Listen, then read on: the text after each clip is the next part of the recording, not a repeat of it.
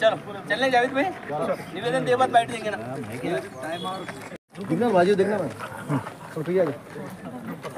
पुढे कोण आहे आपल्या अजून मंगेश आला मंगेश भाऊ मंगेश भैया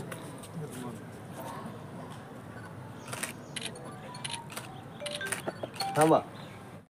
संविधान जिंदाबाद जिंदाबाद जिंदाबाद संविधान जिंदाबाद जिंदाबाद जिंदाबाद रिपब्लिकन सेनेटचा नेते आनंदराज आंबेडकर साहब तुम आगे बढ़ो, हम तुम्हारे साथ नेते हैं, आनंदराज आंबेडकर साहब तुम आगे बढ़ो, हम तुम्हारे साथ हैं। छत्रपती शिवाजी महाराजांचा जय असो, रिपब्लिकन सेनेटचा जय असो, नेते आनंदराज आंबेडकर साहब तुम आगे बढ़ो, हम तुम्हारे साथ हैं, नेते आनंदराज आंबेडकर साहब तुम आगे बढ़ो, हम तुम्हारे साथ हैं। पाहिजे झालाच पाहिजे, माता फिरूवरती देशद्रोहाचा गुन्हा दाखल झालाच पाहिजे, झालाच पाहिजे, झालाच पाहिजे। शिंदे सरकार होश में आओ, होश में आओ, होश में आओ, फडणवीस सरकार होश में आओ, होश में आओ, होश में आओ। संविधानाचा अवमान करणाऱ्यांना फाशीची शिक्षा झालीच पाहिजे, झालीच पाहिजे, झालीच पाहिजे, संविधानाचा अवमान करणाऱ्यावरती राष्ट्रद्रोहाचा गुन्हा दाखल झालाच पाहिजे, झालाच पाहिजे, झालाच पाहिजे। आणि सर्व माता भगिनी आयुक्त साहेबांना निवेदन एवढ्यासाठी दिलेलं आहे की काल जे परभणीमध्ये ज्या माथे फिरून जी बाबासाहेबाच्या प्रतिमेच्या अपमान केलेला आहे, त्या घटनेचा अपमान केलेला आहे, तर त्याचा मला असं वाटतं की तो माथे फिरून असून त्याच्या मागे कुठली तरी पाठीमागे सुप्त हे आहे, ताकद आहे आणि त्याचा आम्ही निषेध करण्यासाठी आलो। हे निवेदन आम्ही एवढ्यासाठी देत आहोत की आम्ही एक इशारा म्हणून इथं देत आहोत, जर यानंतर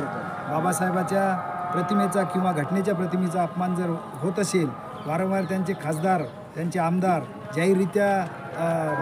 घटनेविषयी घटना बदलण्याविषयी जे शब्द काढतात त्यांना वेळेस जर त्यांना आवर घातला तर अशा घटना घडू शकत नाही। याचाच अर्थ की त्याच्या पाठीमागे सुप्त जी ही लाट आहे, सुप्त जी ताकद आहे हीच आहे। आपण सगळे हे समजू शकता। याला आम्ही ह्या माध्यमातून काँग्रेसच्या माध्यमातून आंबेडकर चळवळीच्या माध्यमातून एवढा इशारा देतो की याचं उत्तर आम्ही वेळीच जर आवर नाही घातला तर आम्ही तीव्र शब्दामध्ये याचं उत्तर देऊ। काय नाव आपलं? नाव आणि डॉक्टर अरुण शिरसाट, कार्याध्यक्ष शहर जिला कांग्रेस कमेटी। परभणी में जो घटना हुई बाबा साहेब अम्बेडकर के पुतले के पास, जो उनका संविधान है, संविधान को उठा के उसका जो मोड़तोड़ हुई, उसका निषेध करने के लिए कांग्रेस के कार्यकारी अध्यक्ष प्राध्यापक सिरसाट, सरचिटनीस पटेल साहब, रजवी साहब, माइनॉरिटी के जिला अध्यक्ष हमारे मोहिनी आमदार, रेखाताई, मुड़ेताई और दूसरी एक ताई हमारी रंजना ताई और पूरे हमारे कांग्रेस के कार्यकर्ते, ये विभागीय आयुक्त साहब इनको मिले, हम उनसे बोले बात करें कि भाई तो परभणी में जो हुआ और औरंगाबाद में और मराठवाड़े की तुम रीजनल अध्यक्ष ये विभागीय आयुक्त है, इस पर नज़र रखो लॉ एंड ऑर्डर के वास्ते। जो शरपसंद लोग हैं, परसों जो अभी जिस तरीके से जहाँ महाराज ने बता दिया आज के पेपर में है, जो भी भड़काऊ भाषण दिए उन भड़काऊ भाषण वालों को भी और उन पर कार्रवाई होना चाहिए, और जो घटना का अपमान करे उन पर कड़ी से कड़े कार्य होके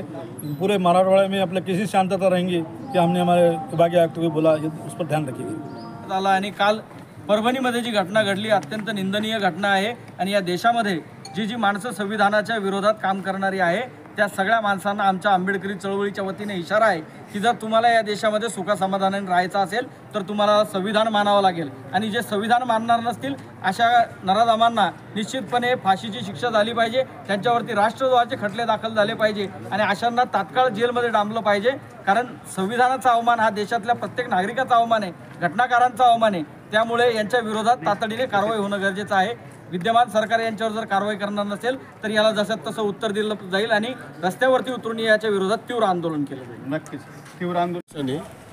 परभणी येथे घडलेला प्रकार, काल जो प्रकार घडला, डॉक्टर बाबासाहेब आंबेडकरांच्या पुतळ्याच्या बाजूला म्हणजे जवळच एक संविधानाची प्रत आहे, तिथे त्या प्रतची एका माथेफिरू व्यक्तीने विटंबना केली असं ते मार्केटमध्ये किंवा प्रेसमध्ये इलेक्ट्रॉनिक माध्यमातून ते पसरवत आहे। परंतु आमचं असं म्हणणं आहे की वारंवार जातीय तेढ निर्माण करण्यासाठी असे प्रकार घडवायचे आणि माती फिरवण्याचं नाव द्यायचं, परंतु मी सांगू इच्छितो की हे प्रकार थांबले पाहिजे, अन्यथा या देशात महाराष्ट्रामध्ये जातीय तेढ निर्माण करण्याच्या माध्यमातून कायदा व सुव्यवस्थेचा प्रश्न मोठ्या प्रमाणात निर्माण होणार आहे। काल झालेल्या प्रकारामध्ये जो आरोपी आहे त्याला देशद्रोहाचा गुन्हा व त्याच्यावर कडक असे व्यवस्थित म्हणजे कायदेशीर कारवाई त्याच्यावर झाली पाहिजे, अन्यथा महाराष्ट्र पेटल्याशिवाय राहणार नाही, एवढंच मी या प्रसंगी तुम्हाला सांगतो.